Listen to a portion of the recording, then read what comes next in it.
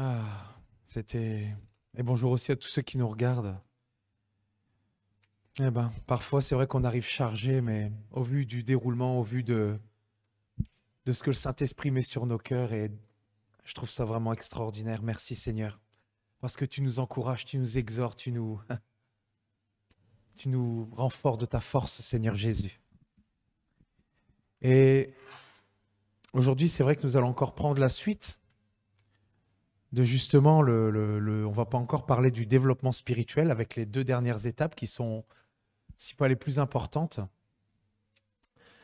Euh, c'est vrai que comme titre, j'avais mis, et c'est vrai que ça, c'est en rapport, je pense, avec ce qui est apporté ce matin, mais j'y arriverai pas encore. À chaque fois, c'est vrai que... Et c'est la communion fraternelle déclenche la puissance de Dieu. Et c'est vrai que cela fait maintenant plusieurs semaines que nous parlons justement des différentes étapes du développement spirituel. Et ce qui nous amène justement de plus en plus profondément dans un changement dans l'être intérieur, dans l'homme intérieur, dans la femme intérieure. Un changement dans notre pensée, un changement de fondement. C'est vrai, un changement de fondement. Et c'est vrai que quand je méditais, je me suis dit, c'est vrai que certains ont eu la grâce de naître dans une famille chrétienne et qui font avec la chance d'être fondés sur la vérité. Mais beaucoup, dont moi, ont été conditionnés dans le monde depuis la naissance. C'est vrai que du fait d'avoir été conditionné dans le monde, ça a été vraiment un changement complet de paradigme quand je suis venu à Christ. Et c'est-à-dire qu'en fait, vraiment, notre comportement, notre opinion et notre pensée ont été influencés sans que nous nous rendions compte du processus. Vous voyez ce que je veux dire? Et tout ce que nous avons appris, tout ce que nous étions selon ce monde, notre caractère, toute notre vie passée, doit disparaître. Et c'est on doit récupérer notre destinée originelle, notre vie quand Dieu nous a créés. Parce qu'il nous a créés à la base à son image. Et c'est cette image, c'est cette identité en Christ que nous devons, je ne vais pas dire redorer, que nous devons vraiment investir. C'est ce qui va nous ouvrir les portes du royaume. Amen. De revêtir vraiment le caractère de Christ. Et je parlais tout à l'heure du feu purificateur du Saint-Esprit. Mais c'est ce qu'il veut faire en nous, ce nettoyage. Nettoyer tout ce qui n'est pas de Dieu. Tout ce dans les choses dans lesquelles on a été conditionné, Dieu veut faire ce nettoyage. Et ce n'est pas du jour au lendemain. Et on va encore en parler aujourd'hui. Et on se rend compte vraiment que tout ce que nous étions selon ce monde, notre caractère, voilà, tout doit disparaître. Et pour être justement conditionné selon le royaume du Père et plus selon ce monde. Là, c'est un bon conditionnement. Et justement, être conditionné selon le royaume du Père par la nouvelle naissance, devenant une nouvelle créature à l'image du Père, comme au commencement, c'est ce que je disais tout à l'heure. Et ainsi marcher en nouveauté de vie, nous conduisant progressivement dans toute la vérité, l'authenticité dans nos relations, dans toutes les situations et à tous les niveaux dans nos vies. Et il n'y a que par le Saint-Esprit, c'est vrai que je le dis tout le temps, et c'est vrai que sans le Saint-Esprit, on ne peut rien faire. C'est Dieu qui crée en nous le vouloir et le faire par son esprit. Et il n'y a que par le Saint-Esprit que nous pouvons nous en sortir. Amen. Et la parole de Dieu est claire à ce sujet. Je ne t'ai pas donné le verset parce que je survolais ce verset, c'était juste pour illustrer. Dans Jean 16, 13, il nous dit que quand le Consolateur sera venu, l'Esprit de vérité, il nous conduira dans toute la vérité. Amen. Nous arrivons désormais vraiment dans les deux derniers paliers, je dirais. Sur les 7 étapes du développement spirituel, il nous reste 2 paliers à voir. Et aujourd'hui, nous allons commencer à en voir un qui ne sera certainement pas fini. Et nous allons parler de l'amour fraternel. Les 2 derniers paliers qui sont les plus importants, car sans cela, nous ne sommes absolument rien. Sans l'amour, nous ne sommes rien. Amen. Et nous allons voir ici. Et je vais reprendre avec vous justement 2 Pierre 1,7 que nous allons relire jusqu'au point où je veux arriver. Jusqu'à la 6e étape. À cause de cela même, faites tous vos efforts pour joindre à votre foi la vertu, à la vertu la science, à la science la tempérance, à la tempérance la patience, à la patience la piété, à la piété l'amour fraternel. Amen. Et on va s'arrêter là. Après, c'est à la piété l'amour fraternel et l'amour fraternel la charité. Et nous verrons justement dans les semaines à venir qu'est-ce que ça veut dire exactement. Et on va voir pourquoi c'est en dernier. Et c'est vrai que nous voilà désormais franchissant la 6e étape. Et si je mélange justement les traductions bibliques, alors on obtient l'amour, quand on parle de l'amour fraternel, l'amour, l'affection, l'amitié fraternelle, qui décrit la qualité des relations que nous devons avoir entre nous, sincèrement, de tout notre cœur, c'est-à-dire entre frères et sœurs en Christ dans la foi. Et il est vrai que cette étape, elle arrive en bout de liste. Et on comprend pourquoi. Parce que la Bible, elle est tellement réaliste à ce sujet. Et d'ailleurs, justement, je prends une illustration avec Derek Prince. Après 50 années d'étroite association avec des chrétiens de toutes dénominations, nous dit, c'est peut-être choquant ce que je vais dire, nous dit qu'il n'est pas facile de s'aimer entre chrétiens. Après 50 années. Ouais, c'est vrai qu'on n'est pas choqué, mais on peut être choqué aussi. Et c'est vrai que je le crois aussi. D'ailleurs, sans chercher bien loin, il suffit de regarder les plus de 2000 ans d'histoire de l'Église pour en avoir la confirmation. C'est à peine si un seul siècle s'est écoulé sans qu'il soit marqué par les luttes, une haine déclarée entre groupes rivaux prétendant tous appartenir à la véritable Église.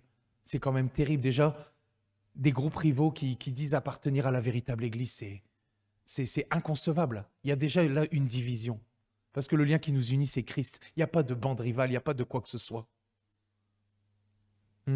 Et c'est ça. Donc on parle de groupes rivaux prétendant tous appartenir à la véritable Église ou au sein même de l'Église, avec les divisions, les querelles. Et oui, il y en a eu aussi ici. Il y en a eu chez nous, dans le passé, qui ont laissé des blessures ouvertes, sur lesquelles parfois on a mis un sparadrap ou un pansement. Et ce qui est d'ailleurs justement ressorti de notre réunion de prière du lundi, c'est que nous devons réellement pardonner de tout notre cœur, que ce soit dans nos vies à l'extérieur.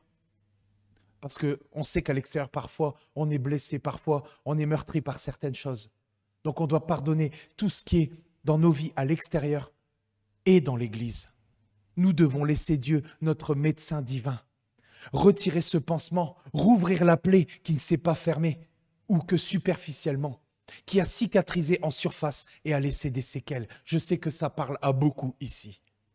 Ou dans certaines situations, la blessure s'est infectée, c'est-à-dire qu'il y a un ressentiment. D'ailleurs, la définition de ressentiment, c'est le fait de se souvenir avec animosité des torts que l'on a subis.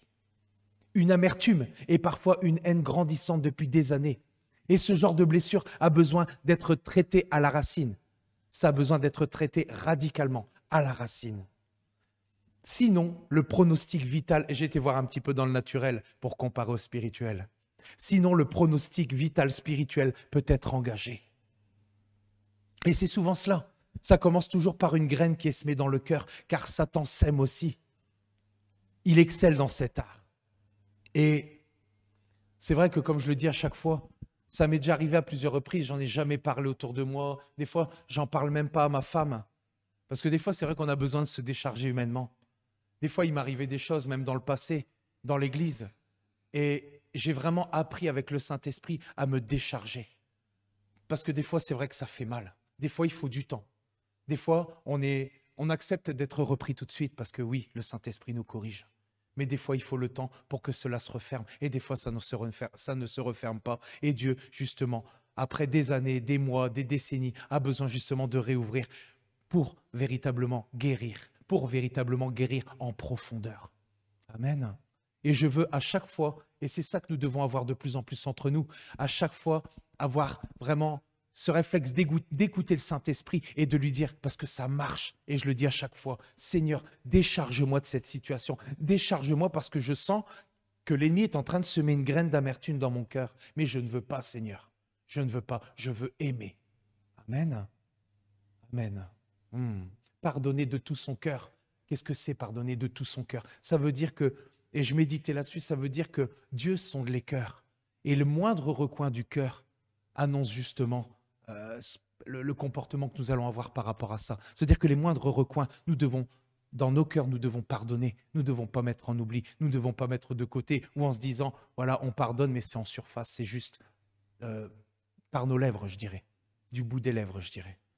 Mais Dieu, justement, par rapport à la réunion de prière qu'on a eue, j'étais vraiment heureux à la fin, c'est que oui, Dieu nous demande vraiment de pardonner de tout notre cœur. Mais ça demande l'intervention du Saint-Esprit, de notre médecin divin qui est Dieu. Amen.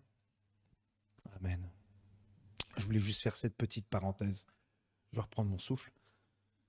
Et je sais que parfois c'est difficile, mais c'est tellement nécessaire pour notre santé spirituelle et physique, parce qu'on a vu dans d'autres prédications à quel point il pouvait y avoir vraiment cette somatisation dans l'âme, qui peut justement se répercuter sur le corps. Mais Dieu veut changer ça, Dieu veut nous guérir, parce que ce sera d'une pierre deux coups, non seulement physiquement, mais spirituellement. Et si nous voulons voir vraiment la puissance de Dieu, si nous voulons voir vraiment Dieu agir dans ce temps-ci, au milieu de nous et à l'extérieur, alors ça fait partie justement, et Dieu en parle souvent dans sa parole, de nous pardonner les uns les autres et de pardonner vraiment de tout son cœur. Amen.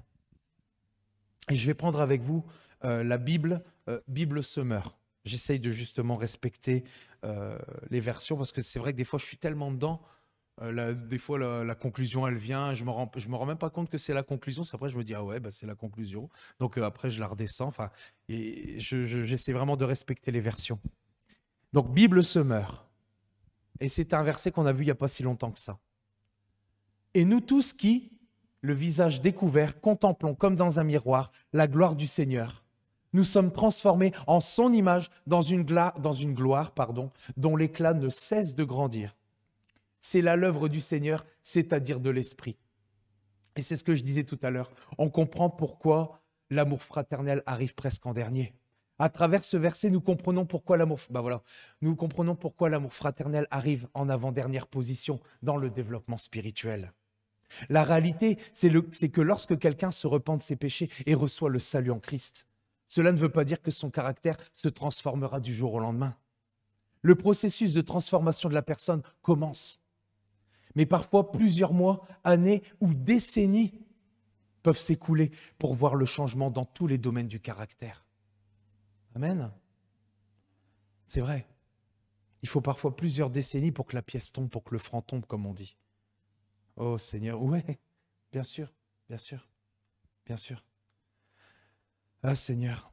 Et justement, je voulais revenir sur David, avec cet exemple est vraiment merveilleux, qui avant de tuer Goliath est descendu dans la vallée, l'endroit de l'humilité, pour chercher des pierres bien lisses pour sa fronde. Pardonnez-moi parfois, je suis un peu fatigué. Et dans ce torrent, c'est vrai qu'il a trouvé cette sorte de caillou. Et nous avions vu ce qui les rendait si lisses. Et un de ces paramètres qui a joué sur la forme de ces pierres, et on n'en a pas parlé, mais on le sait, c'est le temps. Et par quelles actions cela s'est produit? Il y avait deux pressions qui s'exerçaient. L'eau qui passait sur elles, comme je le disais la dernière fois, et le fait qu'elles se frottaient constamment les unes aux autres. Elles salissaient leurs arêtes qui étaient brutes, aiguisées. Ce processus naturel représente notre processus spirituel dans le changement de notre caractère. En premier lieu, il y a ce constant passage purificateur de l'eau de la parole sur nous. D'ailleurs, justement, Jean 17 nous dit « Sanctifie-les par la vérité, ta parole est la vérité ». Donc, si on fait un condensé du verset, ça veut dire « Purifie-les par ta parole ». Ensuite, tandis que nous, pierres vivantes, avec nos arêtes vives, pointues, mais oui, nous devons nous supporter les uns les autres. Nous nous frottons les unes aux autres dans nos relations jusqu'à devenir de plus en plus lisses, unis les unes aux autres. Amen. C'est ça que l'Église doit comprendre. C'est que nous arrivons bruts et c'est au fur et à mesure du temps, des mois, des années, que nous apprenons justement à arrondir nos angles. Mais nous avons besoin de l'eau de la parole qui vienne sur nous. Amen. Et nous avons besoin d'être ensemble, de se frotter, d'avoir cette friction les uns aux autres. C'est comme ça. C'est le processus. Amen. Oh, merci Seigneur. On a quand même un Dieu extraordinaire quand on voit tout ce qui peut être utilisé dans le naturel et ramené dans le spirituel. C'est tellement, et des fois, ça me vient instantanément. C'est vraiment extraordinaire. Il y a des exemples tellement de grands hommes de Dieu qui, justement, ont... Oui, bien sûr, vas-y, je t'en prie. Vas-y, je t'en prie. Toujours. C'est parce que l'image est assez parlante de ces cailloux qui se frottent les uns aux autres pour se polir. Et en fait, ça va bien au-delà. Vous savez, il y a certains cailloux qui révèlent leur beauté et leur couleur une fois polis. Et il y a des gens qui font ça, qui polissent vraiment des cailloux. Et ils prennent tous les cailloux, ils les mettent dans un genre de cylindre et ils mettent en plus du sable et de l'eau. Et le sable, c'est tous les petits ennuis qu'on peut avoir encore en plus des relations avec les autres cailloux. Mais moi, et après, ils sont vraiment... on les fait tourner très longtemps et très vite pour qu'ils se polissent encore plus vite, pour qu'ils soient encore plus beaux, pour qu'ils soient encore plus vraiment agréables à regarder et qui vraiment ils reflètent tout leur éclat. Et des fois, donc, c'est pas simplement la friction entre les uns et les autres, mais le fait d'avoir des problèmes, des grains de sable en plus. C'est vrai, comme je dis, il y a tellement d'exemples qui peuvent être transposés justement dans le spirituel, des exemples naturels. On a vraiment un Dieu extraordinaire, il n'a rien omis, il n'a rien oublié. Merci Seigneur Jésus. Et je vais prendre avec vous maintenant Jean 13, 33, 35. Je ne sais pas, c'est... Je vais voir si c'est... Je regarde si c'est la bonne version parce que, excuse-moi Nicolas. Mes petits enfants, je suis pour peu de temps encore avec vous. Vous me chercherez, et comme j'ai dit aux Juifs, vous ne pouvez venir où je vais. Je vous le dis aussi maintenant, je vous donne un commandement nouveau. Aimez-vous les uns les autres, comme je vous ai aimé. Vous aussi, aimez-vous les uns les autres. À tous, à ceux-ci, tous connaîtront que vous êtes mes disciples si vous avez de l'amour les uns pour les autres. Et justement, c'est la seule fois dans la parole que Jésus appelle ses disciples mes petits-enfants. Jésus était attaché humainement à eux et il connaissait la valeur que ceux-ci avaient aux yeux du Père. Il savait aussi quel vide immense et douloureux il allait laisser dans leur vie, dans leur cœur, lorsqu'il devrait les quitter. La première fois, ce serait par sa mort sur la croix. Et la seconde, lors de son ascension à la droite du Père. Ce qui était sûr, c'est qu'il allait avoir, par cette puissance venant, c'est qu'ils allaient avoir, par cette puissance venant d'en haut, l'esprit de vérité. Que Jésus allait avoir une relation spirituelle avec eux, qui devait rester pour continuer son œuvre ici-bas, comme nous sommes appelés à le faire ici-bas, pour cette ville. Amen. Je rends grâce à Dieu. Et je pensais, parce que j'avais lu justement un article avec, je crois que c'était David Wilkerson, et qui disait... quand il méditait, il disait « Ah, Seigneur, j'aimerais bien que dans l'avion, tu sois avec moi, à côté de moi, que quand il est chez lui, il aimerait bien que Jésus soit assis à côté de lui, comme les disciples l'avaient. » Et là, le Saint-Esprit lui a dit, justement, il dit « Tu sais que si j'étais encore parmi vous, ce serait peut-être 1 à 5 minutes que je passerais par personne. Parce que justement, c'est pour ça que j'ai répandu mon esprit, pour que je puisse être avec vous tous en même temps. » Amen. Il fallait qu'il monte à la droite du Père afin de nous envoyer le Consolateur, pour qu'il puisse être avec nous tous les jours. Amen. Ah, c'est une petite parenthèse comme ça. Ah, Seigneur Jésus. Et c'est vrai qu'à ce moment-là, justement, parce que c'est ça, nous devons continuer son œuvre ici-bas. Et à ce moment-là, Jésus leur a ordonné de s'aimer les uns les autres comme lui les avait aimés. Ce commandement est devenu nouveau dans le sens qu'il est devenu l'amour-sacrifice, à l'exemple de celui que Jésus allait réaliser. On ne parle pas ici juste d'une émotion, on ne parle pas ici juste d'un sentiment, mais de ce qui fait notre marque de fabrique, de ce qui doit faire la marque de fabrique des chrétiens. L'amour qui se donne aux autres, on en parlait tout à l'heure, l'amour qui se donne aux autres, un don de soi, un sacrifice. L'amour qui devient une action en faveur des autres. Amen. La plus grande démonstration d'amour en exercice que Jésus a fait pour ses disciples et pour l'humanité tout entière, c'est lorsqu'il a donné sa vie sur la croix. Peu de temps avant cela, il avait déjà révélé combien il aimait ses disciples. Il avait aimé aussi en action lorsqu'il leur a lavé les pieds. Amen. Et je vais prendre avec vous dans la Bible Semeur, Jean 13, 3 à 5, pour commencer. On va prendre beaucoup Jean parce que c'est vrai que on dit que Jean, c'est le prophète de l'amour.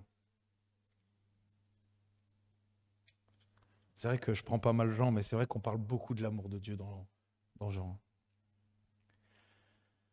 Ah Seigneur. Alors, ouais, c'est ça. Eh ben. Jésus savait que le Père avait tout remis entre ses mains, qu'il était venu d'auprès de Dieu et allait retourner auprès de lui.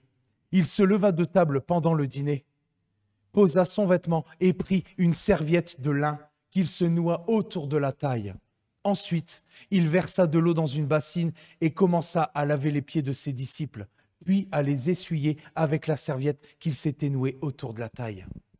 Et souvent, le maître de maison honorait ses invités en mettant un serviteur ou un esclave à leur disposition pour leur laver les pieds. Cela faisait partie des règles d'hospitalité en usage. Et de plus, cela était nécessaire aussi pour entrer dans la maison sans la salir. Car à ce temps-là, c'est vrai que les pieds des hommes étaient constamment sales parce qu'ils marchaient en sandales pieds nus sur des routes poussiéreuses. Amen. Et lors de ce repas, Jésus a appliqué l'amour en action. Il va quitter son habit pour se parer d'un linge, accomplissant la tâche d'un serviteur. Et vous savez quoi, quand je méditais, parce que je vois quand je vais aux toilettes, mais bon, c'est vrai que ça ne fait pas très spirituel, mais c'est vrai que on dit accomplissant la tâche d'un serviteur. Et c'est vrai qu'à chaque fois qu'on donnait des titres à Jésus, tu dis je le suis. Mais en fait, il ne disait pas ouvertement qu'il était le roi. Pourquoi? Parce qu'il était venu sur terre en tant que serviteur. Et ça paraît anodin, mais j'ai vraiment eu ça qui est venu sur mon cœur pendant que j'étais en train de méditer. Et je dis waouh, merci Seigneur, avec les versets qui venaient à côté.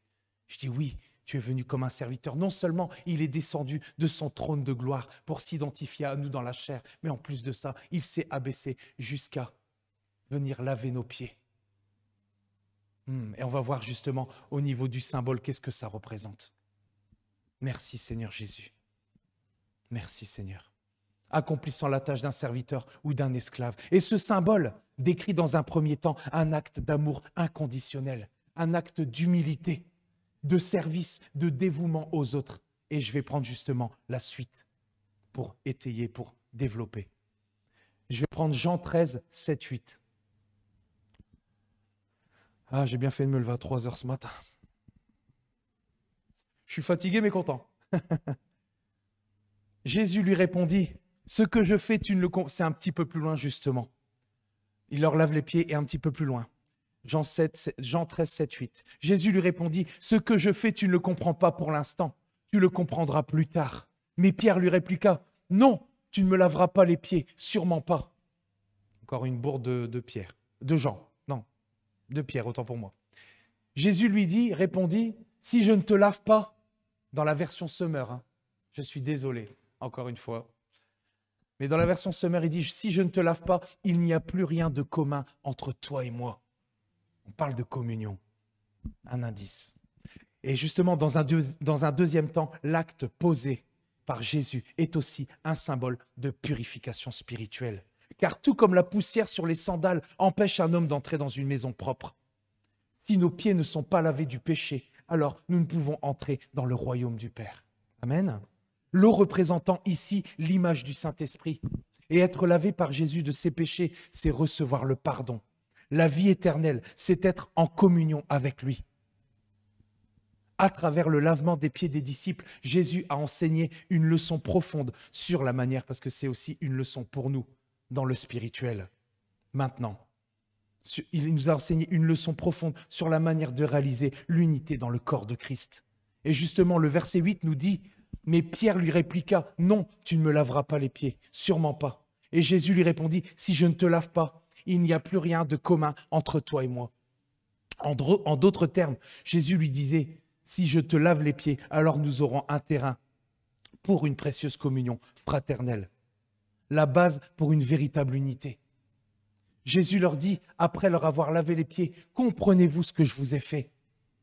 Si les disciples avaient compris la signification spirituelle de ce que le Seigneur venait faire, en éliminant la tâche et la culpabilité de leurs péchés, je suis sûr que cela aurait provoqué en eux une profonde gratitude. Amen. Une profonde gratitude. Et nous, comprenons-nous ce que Jésus nous a fait? Il nous a fait miséricorde, il a effacé notre culpabilité, il nous a rendus saints et purs. Il nous a donné sa paix, il a mis de la joie dans notre âme et nous a remplis d'un tel amour pour lui, que nous avons décidé de le suivre partout, tous les jours, et que nous ferons n'importe quoi pour lui. Amen. Vous êtes prêts à relever le défi? Vous êtes prêts à le suivre tous les jours de votre vie? Et comme l'a dit Agathe, relevons le défi qu'Agathe a lancé tout à l'heure. Et c'est vrai que je crois que Johanna en avait parlé de ça. Non? Et justement de pouvoir prendre du temps pour prier. Que nous puissions vraiment prendre du temps tous ensemble, non seulement pour prier, mais aussi individuellement, quand nous ne sommes pas ensemble. Et c'est vrai que, pour ma part, c'est vrai que je le fais. Et je me rends compte que je pleure souvent. Je pleure souvent parce que je veux voir vraiment l'unité au milieu de nous. Parce que je sais que si jamais nous sommes réveillés, qu'il y a l'unité au milieu de nous, alors Dieu va nous utiliser. Nous allons voir des choses extraordinaires. Mais nous devons être attachés profondément à Dieu et à ce qu'il veut faire avec nous. Amen.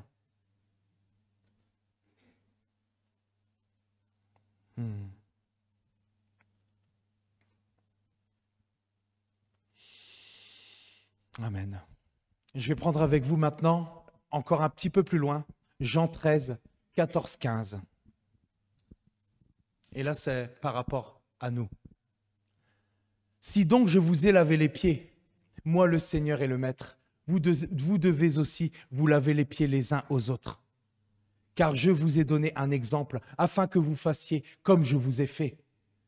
Voilà le secret de l'unité. Lorsque nous prenons cette serviette de la miséricorde et de la compassion, comme encore nous. Tout à l'heure, j'ai trouvé, et c'était vraiment propice. C'était vraiment propice quand Agathe a eu sur le cœur d'aller vraiment prier pour Bernard. Waouh, qu'est-ce que j'étais heureux d'entendre ça parce que c'était en rapport avec la prédication, avec l'unité. Merci Saint-Esprit de conduire vraiment toutes choses parfaitement. Merci d'être là au milieu de nous. Lorsque nous prenons cette serviette de la miséricorde et de la compassion, renonçant à ce moment-là à nous-mêmes, à nos intérêts personnels, à nos douleurs, à tout ce qui nous concerne, afin de répondre aux besoins d'un frère, d'une sœur, quel qu'il soit. Nous devons avoir entre nous une relation caractérisée par l'humilité, le service, la consécration aux autres, en un mot, par l'amour fraternel. Amen. Oui, monsieur. Excuse-moi, j'interviens souvent, mais c'est un sujet qui me parle énormément, dans le sens où, bon, vous connaissez l'histoire, j'ai eu l'opportunité d'aller au Canada lors d'un séminaire, et avec les autres pasteurs, et il y avait là un tas de gens, et les invités, nous étions les invités, on a été amenés à laver les pieds des gens du pays. Et il y a beaucoup à en tirer comme leçon de le fait de faire ça. Et c'est vrai, Christian amène, je suis désolée pour le micro s'il va fort, le fait de l'humilité lorsqu'on fait cela à quelqu'un. Mais moi, je voudrais quand même mettre en avant le bien que ça fait à l'autre. Je ne sais pas vous, mais moi personnellement, quand je marche à pieds nus, et si j'ai des choses désagréables qui me collent en dessous des pieds, ça m'est vraiment insupportable. J'ai une sensation d'inconfort, je me sens pas à l'aise, ça sèche mes pieds, c'est pas confortable, je suis empêchée dans ma marche, j'ai vraiment horreur de ça. De sentir des choses, d'avoir les pieds sales. Vous savez, ou quand c'est très très sec, ça tire.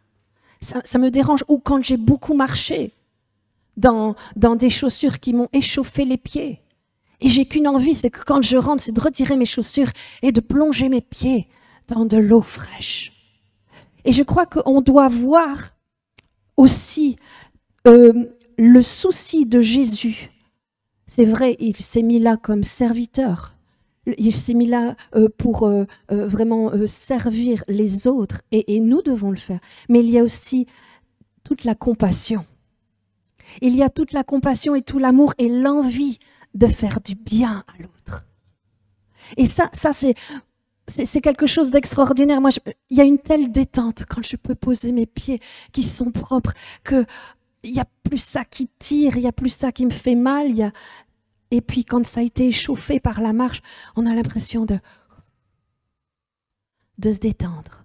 Et quand on peut faire ça, ça parle d'un sens spirituel, quand on peut faire ça à son prochain, quand on peut faire ça à son frère ou à sa sœur, on dit « Oh, je vais te bénir parce que tu as besoin de… » Tu as besoin, c'est vrai, On parle là, évidemment, avec tout le sens du péché, mais aussi de pouvoir décharger la personne. Je t'aime assez et je veux te faire du bien. Je suis prêt à me mettre dans une position physique déjà inconfortable, hein? Mais ton bien-être est important pour moi. Te faire du bien est important pour moi. Et ça, c'était ça aussi Jésus. C'était l'amour de Christ qui veut dire, je veux vous faire du bien. Et ça doit être notre motivation aussi. C'est ça qui nous unit. Parce qu'en te faisant du bien, il veut dire, mais vraiment non, mais tu dois pas. Et je comprends comment Pierre a réagi, dire, mais Seigneur, non. Je comprends très bien parce que on comprend que la personne, elle se met là à genoux. Mais d'un autre côté, ça fait tellement du bien quand on vient nous soulager, quand on vient nous décharger. C'est ça. Et justement, on va en parler après, donc c'est génial. C'est ça. Nous devons avoir le souci de l'autre. Et comme je disais, une relation caractérisée par l'humilité, le service, la consécration aux autres, le don de soi aux autres. En un mot, c'est ça l'amour fraternel. C'est mon micro celui-là, ouais. Et je vais prendre avec vous maintenant 1 Pierre 3,8 qui nous dit, j'espère avoir pris la bonne version, « Enfin, soyez tous animés des mêmes pensées et des mêmes sentiments, pleins d'amour fraternel, de compassion, d'humilité. » Justement, on en parle.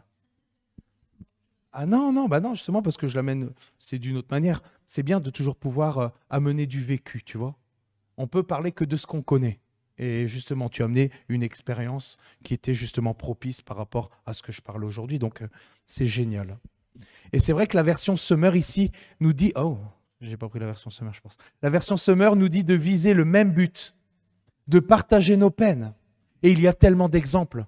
Lorsque nous prenons la serviette de la compassion pour un frère, une sœur qui souffre, qui est blessée spirituellement ou physiquement, prenons du temps pour l'encourager, en l'embrassant, et j'aime bien ce terme, il n'est pas de moi, pour l'encourager en l'embrassant dans sa souffrance.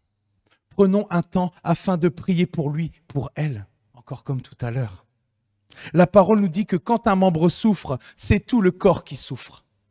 Si nous prenons du temps pour les pieds de nos frères et sœurs, alors nous construirons une base solide pour une véritable unité et une glorieuse communion. Nous serons unifiés par notre expérience commune. Amen. Ah, merci Seigneur. Et je vais prendre maintenant avec vous 1 Thessaloniciens 5, 14. Et c'est vrai que ce sujet est tellement vaste. D'ailleurs, quand j'ai eu fini, je me suis dit, en fait, ça va être l'occasion d'une deuxième prédication, parce qu'il y a tellement d'exemples, tellement de choses que nous devons partager par cet amour fraternel. Nous vous en prions aussi, frères, avertissez ceux qui vivent dans le désordre, et là ça va être moins plaisant, mais qui mènent une vie déréglée, selon d'autres versions. Consolez ceux qui sont abattus, supportez les faibles, usez de patience envers tous. Et je vais parler ici d'un autre exemple assez délicat. Car la parole de Dieu nous dit que si un frère pêche, il faut le reprendre. Ça a l'air dur comme ça. Mais ce n'est pas si dur que ça quand on va expliquer ici. Mais avec le Saint-Esprit, dans l'amour, dans la douceur et avec patience. C'est ça.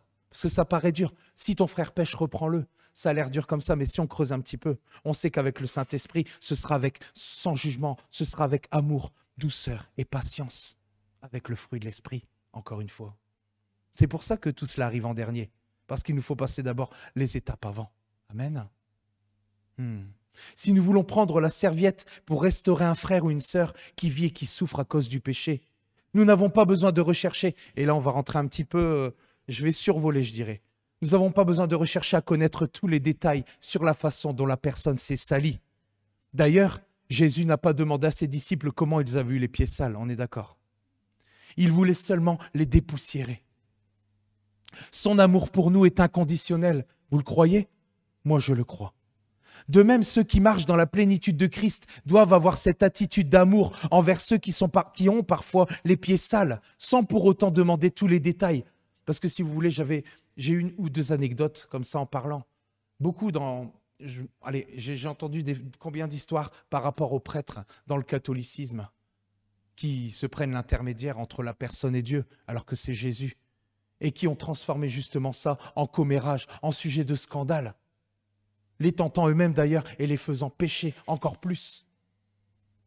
Nous devons vraiment être vigilants et faire attention à ce que nous faisons. Nous ne devons pas colporter, mais quand quelqu'un nous fait confiance, nous devons vraiment prier pour la personne à part. Nous devons la réconforter, la soulager et prier derrière. Nous pouvons en parler à des personnes sérieuses parce que là où deux ou trois, enfin, on dit ça semblant mon nom, mais si on est plus à prier, on est plus fort ensemble. Amen. Et je parlais du catholicisme, mais je parle aussi d'une histoire, je suis plus sûr que c'est Agathe qui nous avait raconté. Il faut que je reprenne mon souffle de temps en temps parce que... Une histoire justement faisant le constat de commérage. Non, ça c'est ce que je viens de dire. Et justement, parce que ces prêtres se nourrissaient des détails. Vous savez, le monde appelle ça les détails croustillants. Et j'ai été voir s'il y avait une définition pour détails croustillants. Et vous savez ce qu'ils disent? Détails qui attirent l'attention. Donc notre attention justement, il n'est pas de prier derrière, mais d'aller de plus en plus loin dans les détails. Vous voyez ce que je veux dire? Et justement, je ne connais pas cette histoire par cœur, mais dans le monde chrétien, elle nous parle d'un pasteur qui, lors d'une délivrance, demandait à l'esprit qui animait la femme adultère de lui raconter devant tout le monde les détails sexuels liés à ce péché. Quel scandale, je ne sais plus si c'est toi qui nous en avais parlé. Tentant le pasteur dans ses pensées et le faisant pécher à son tour, forcément. Quel scandale, tu perds toute ta crédibilité quand c'est comme ça. Nous devons vraiment être extrêmement vigilants et ne pas se laisser animer par nos pensées, mais toujours vraiment être centrés sur Christ par son esprit. Amen. Il nous faut avoir du discernement et être vigilants à ce que cela ne se transforme pas en commérage et prier pour la personne dans le lieu secret. Amen. Voilà, c'était juste pour... Je vais prendre avec vous maintenant dans la Bible Semeur, Galates 6, 1, 2. J'ai oublié le 2.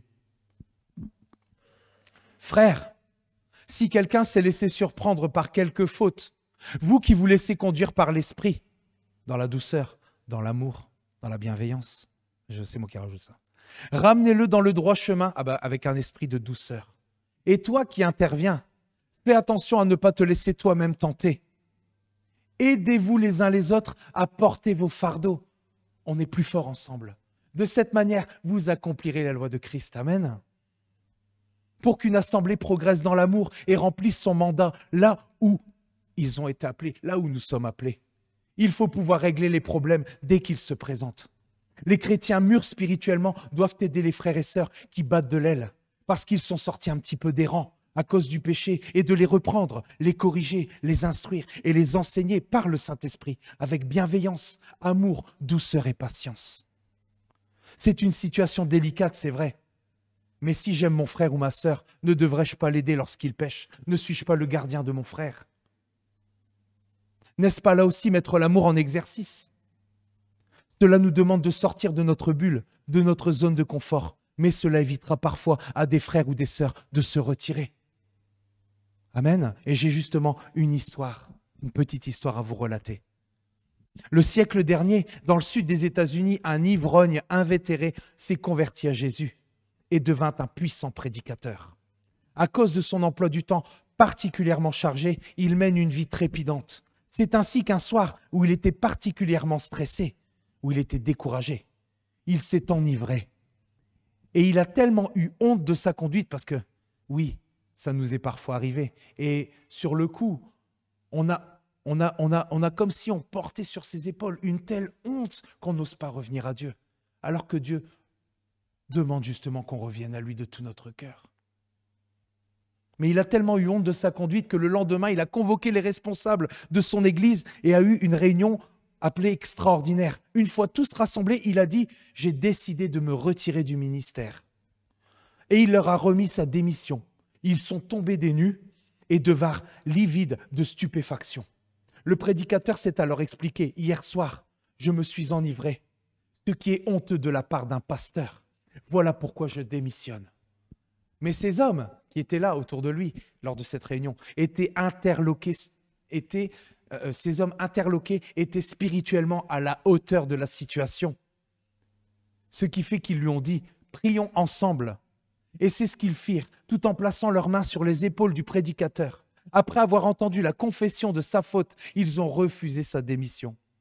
Alors en toute humilité, cet homme a continué son ministère. Et vous savez quoi? Il est certes tombé, mais il s'est relevé grâce à la sagesse des responsables de son Église, qui, au lieu de l'enfoncer, et c'est ça qui est important de ne pas juger, mais de tout faire vraiment avec douceur, avec bienveillance, et de prier devant, si la personne est prête, ou derrière, qui, au lieu de l'enfoncer, ont insisté pour qu'il se relève et reprenne sa marche. Et au final, cette expérience fâcheuse a eu du bon, car étant profondément humilié et conscient plus que jamais de ses faiblesses, il s'est davantage soumis au Seigneur, qui a béni son ministère, lui permettant d'atteindre avec l'Évangile de plus en plus de personnes. Amen. Amen. Nous devons vraiment faire attention à nos frères et à nos sœurs. Parce que je pense que oui, dans les églises, parfois je pense que certains, sous le poids de la culpabilité, se retirent, alors que justement, le Seigneur les appelle à revenir de tout leur cœur. Nous devons aider. Nous devons vraiment, c'est pour ça que nous devons vraiment élargir nos liens. Je sais que parfois, certains ont plus d'affinités, mais je pense que nous devons élargir nos liens.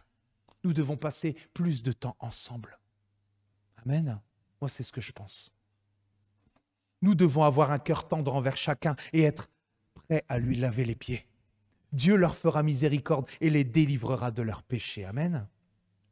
De même que Jésus a exprimé et exprime l'amour du Père, nous aussi nous devons révéler l'amour de Christ par notre conduite les uns envers les autres. C'est d'ailleurs ce soutien mutuel intense, cette communion sincère fraternelle qui nous permettra de survivre et d'être de plus en plus victorieux face à ce monde, face à Satan. Amen. Et je vais prendre avec vous maintenant Jean 13, 35. J'ai bientôt fini. C'est un verset que nous avons dit tout à l'heure, mais je voulais un petit peu étayer. À ceux-ci, tous connaîtront que vous êtes mes disciples, si vous avez de l'amour les uns pour les autres. Et j'ai un exemple de personnes qui ne venaient pas là pour ça, mais qui ont été vraiment interpellées. Je vais vous parler, je ne sais pas si vous connaissez Tertullien, non ? Premier père de l'Église d'Occident. Moi, j'ai regardé un petit peu. Au IIe siècle de notre ère. Il écrit que l'Empire romain était troublé par l'Église naissante, car le nombre de croyants augmentait en flèche. Il refusait d'adorer l'empereur et même d'offrir une pincée d'encens à son image. Les autorités, croyant qu'ils organisaient des réunions secrètes pour renverser Rome, envoyèrent des espions dans diverses assemblées. Le rapport qu'ils firent étonna beaucoup les autorités. Ils dirent quelque chose comme cela. Ces chrétiens sont des gens étranges. Ils se réunissent dans une pièce vide pour adorer. Il n'y a pas une seule image. Ils parlent de quelqu'un qu'ils appellent Jésus qui est absent, mais qu'ils comptent revoir à tout moment.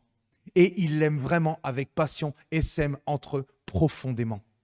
À ceux-ci, tous connaîtront que vous êtes mes disciples si vous avez de l'amour les uns pour les autres.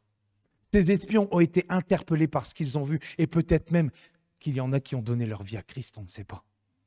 Si nous aimons le Seigneur de tout notre cœur et que notre amour les uns envers les autres est authentique, vrai, alors nous serons ensemble un signe, nous l'avons chanté tout à l'heure, nous serons ensemble un signe pour que ce monde voie le chemin qui mène au royaume du Père. C'est avec cela que Jésus va opérer des miracles et des prodiges, amen, dans cette génération, dans notre contrée et dans celle de ceux qui nous regardent aussi à travers le live différé. Il va manifester sa puissance à travers des pierres vivantes, sanctifiées, lissées par l'action de la parole de Dieu et par les pressions d'une communion fraternelle régulière, et aussi par les épreuves avec ces petits grains de sable. Aimer sincèrement nos frères et nos sœurs, se laver les pieds les uns les autres, être serviteurs les uns des autres, est une marque de maturité spirituelle. Mais pas seulement aimer nos frères et sœurs pour ce qu'ils sont en eux-mêmes, mais les aimer pour ce qu'ils valent aux yeux du Père. Et il n'y a que par l'amour de Dieu déversé dans nos cœurs que nous pouvons le faire. Amen. Amen.